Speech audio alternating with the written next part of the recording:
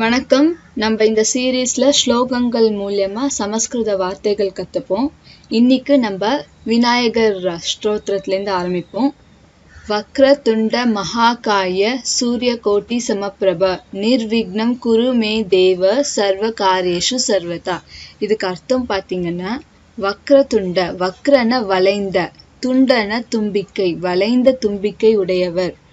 மகாகாய, மகான பெரியன்னு அர்த்தம், காய உடல், பெரிய உடலை உடையவர். சூரிய கோட்டி சமப்பிரபா, பிரபான ஒளி, சமப்பிரபான சமமான, சூரிய கோட்டி, கோட்டி சூரியனுக்கு நிகரான ஒளியை உடையவர், கோட்டி சூரியனுக்கு சமமான ஒளியை உடையவர்னு அர்த்தம். நிர்விக்னம், இத சில பேர் அவிக்னம்னு சொல்லுவாங்க, ரெண்டுமே கரெக்ட். நிர்விக்னம்னா, விக்னம்னா தடை, நிர்விக்னம்னா தடையை எடுக்கிறது. குருமே, கிருன செயல்னு அர்த்தம். நிர்விக்னம் குருமேன, என் தடைகளை எல்லாம் போக்கு. தேவா, இது விநாயகரை குறிக்கிறது.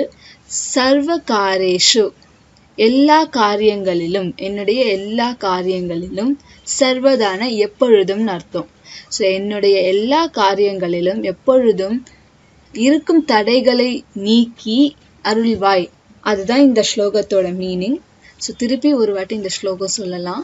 வக்ரதுண்ட மகாகாய சூரிய கோட்டி சமப்பிரபா நிர்விக்னம் குருமே தேவ சர்வ காரியேஷு சர்வதா. இது குருமே தேவான்னு படிக்கணும், குருமேன்னு படிக்கக்கூடாது. கு இல்ல கு, குருமே தேவா, அப்படிதான் இந்த வார்த்தையை நம்ம ப்ரொனவுன்ஸ் பண்ணணும்.